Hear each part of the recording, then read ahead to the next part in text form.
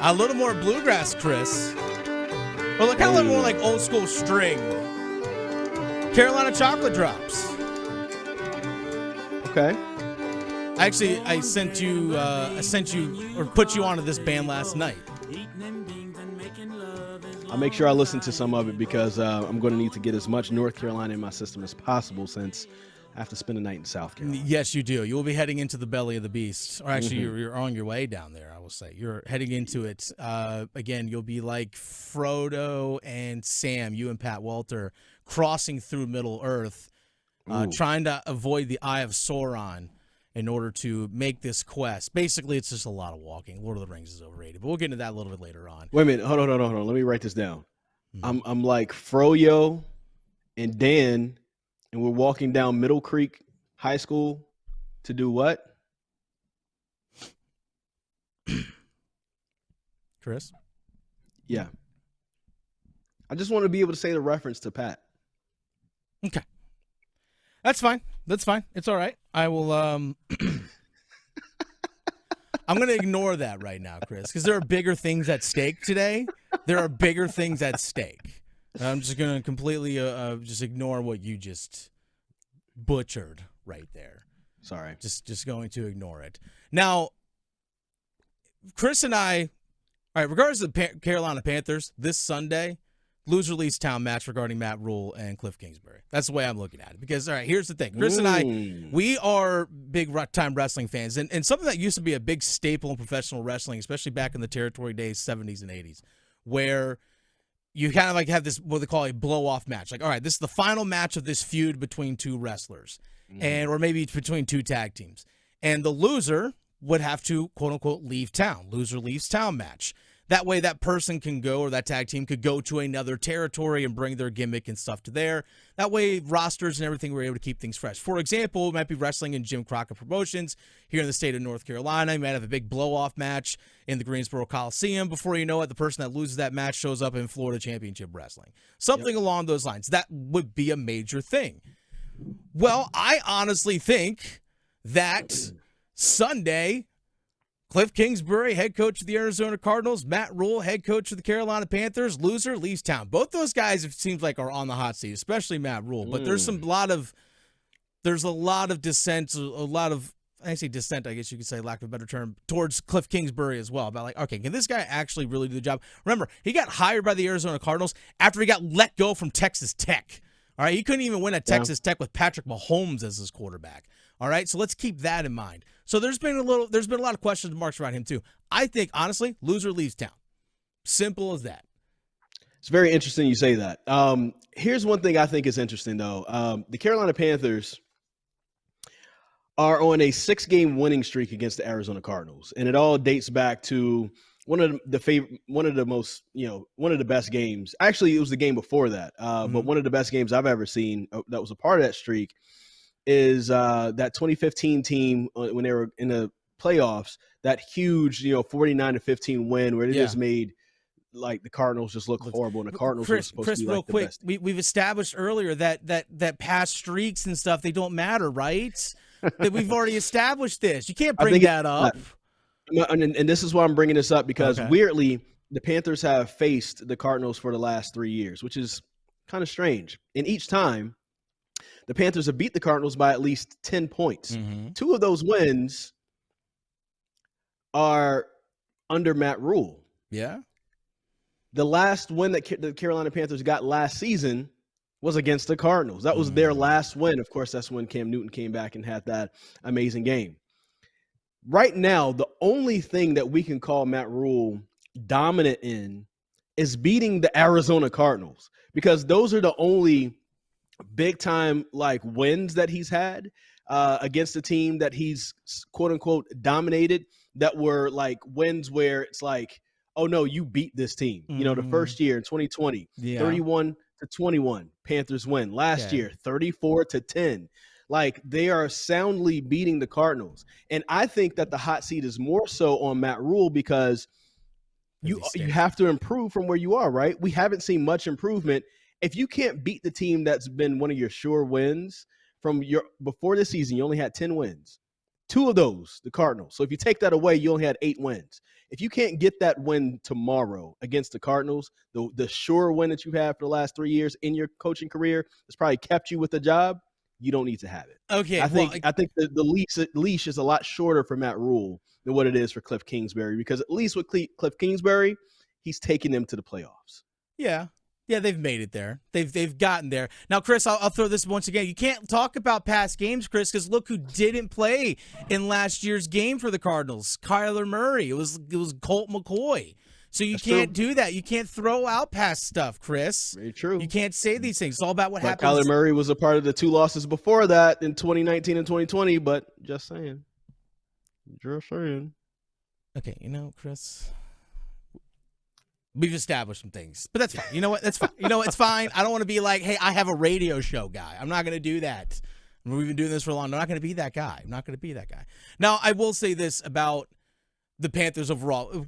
Even if the Panthers didn't make the playoffs this season, if they showed improvement, if they showed not only on the field in terms of just the players themselves developing, but from a coaching staff improvement of having, an identity and a plan of where you want to go, then the conversation will be different.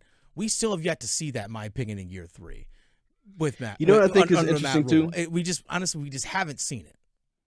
The quarterback thing, and I almost kind of feel like, I don't think Teddy Bridgewater wins you a lot of games.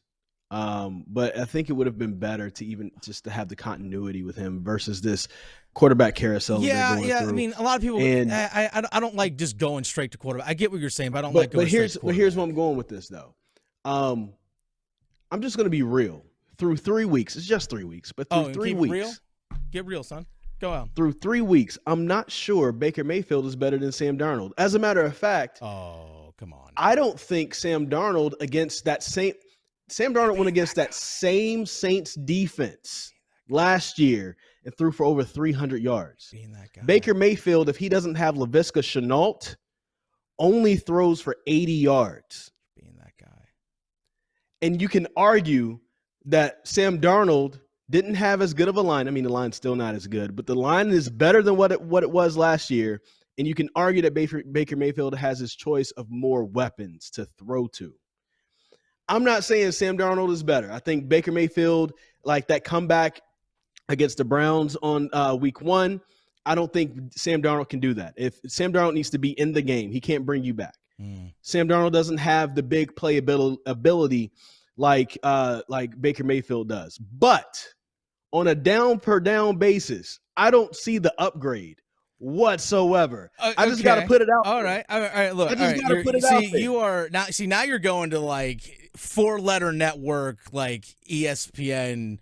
I'll only talk about quarterback mode, and I will not only talk about quarterbacks. I can bring up all kinds of things, but quarterback is an issue for the Carolina Panthers. Oh, yeah, and if you think my arguments are so good I deserve to be on ESPN, then thank you, because that's what I'm trying to get. You know my feelings. You know my feelings on the 4-letter network. You know my feelings on the 4-letter network. I have great feelings about them because if you guys pay me, hey, I'm here. Hey, I will love you. If you pay me, I'll love you too. But they don't pay me right now. So, okay, I get what you're saying, but I will counter with this. Baker doesn't turn the ball over like Sam Darnold. That's simple as that. He's only Sam would have had more turnovers through 3 games by like 20. All right. So I will say this though, but quarterback aside, I think the issues are, again, what I brought up was this is about coaching staffs. Okay. This is about the coaching staffs. We have not seen any improvement from an identity standpoint of what the Panthers want to be. Like we had Travis Hancock on last week from WFNZ in Charlotte. Matt Rhule's like Michael Scott, like he's told something's great, like, yeah, let's do it, right? Let's everyone in the conference room, let's go. But you don't think the identity portion has nothing to do with quarterbacks? No. Because if you can't hold on to anybody and make a decision on who you want to ride with, that's also a part of your failing identity. But that's okay, then put that on the front office then. Then put that on the front office. They're the ones that make personnel decisions. Too. Some of it, yes. But here's the thing, is that I still have not seen an improvement from this team in terms of how they're developing players, how they are their game planning and stuff. It just doesn't look any better than it was 3 years ago. They have good players. They have some good players. They've developed some good players, but it's not They're developing players on defense. And I think you've seen it manifest itself to what the Panthers defense is right now. Defense is pretty good. It's the offense. Like, that's the part where it's like, they haven't drafted well on offense the last few years. They haven't really developed. They haven't really, as you said, gained an identity, but that's also a part of the choices in quarterback and what they've decided to do with that position. You're going to one position. You keep going back to one position. My point that's the most important position in sports, though. Like, yes, you need an offensive line. They address that. And a lot of that will just be reps with each other as they get a chance to work with and play with each other. They have Christian McCaffrey, DJ Moore, Robbie Anderson, Laviska Shenault, Rashard Higgins. They have Chuba Hubbard. They have Deontay Foreman, who really did a good job taking over for Derrick Henry last year. And they're not using none of those people in a good way at all. So, yes, it's coaching staff, but then what's the weak link of all of that? It's been quarterback. The weak link has been up top.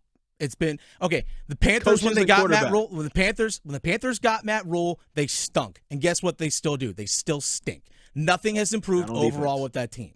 Nothing. You listened. You realize Laviska Shenault, who got just traded away by the Jaguars. Okay, Rashard Higgins, who was gotten rid of by Cleveland Browns. Let me finish. Robbie Anderson, another castaway. Chuba Hubbard can't hold on to the ball to save his life. All right, Deontay Foreman's a backup. You listed like five backups who are average players. All right, you listed five backups who are average players. But just because they're upgrades doesn't mean they're good. That's the point. First off, my point is it's Jaguars, not Jaguars. It doesn't matter. They're not a pair of wires. The Jaguars and the Jaguars both stink. All right, there's a reason why they got rid of them. All right. But my point is that the coaching staff hasn't done anything to improve this team overall as a whole. You can give me players, you can say the quarterback, all that stuff. No, as a whole. Okay, you can isolate different spots. Split it. You can isolate different spots, but as a whole, this team is still bad. And there's nothing about this coaching staff under Matt Rhule that has given you any sort of hopes, and they're saying things will turn around. That's the point of this. That's the point of why I bring up the conversation. It's a lose-or-lease town match. You can give me the quarterback stuff all you want, okay? But to me, quarterbacks don't win games all the time, all right? Sometimes they can win you one. Sometimes they can lose you one. Tom Brady don't win games? I said some can, not all the time. But this is the reason why. If the Panthers had Tom Brady, you're telling me that they wouldn't be winning right now. They would be average. But look, they would be average, okay? Because here's the thing. Even a great quarterback can't overcome terrible coaching. I agree with you with the coaching part, but I think you're also not giving them credit for the defense being good. The defense is good. And also special teams is good. So they have gotten 2 phases of their game up, and they've upgraded. It really is the offense, man. And what runs the offense? Offensive coordinator. Okay. Offensive coordinator. You just want me to be right. You're thinking I'm putting everything on a quarterback. I'm not putting everything on a quarterback. It sounds like the quarterback is a major piece of this. Yeah, he is a major piece of this, and he also stinks.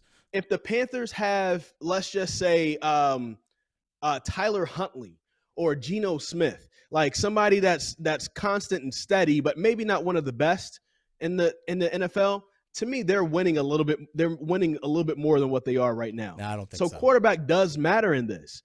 And it goes back to what I was saying about Teddy Bridgewater before.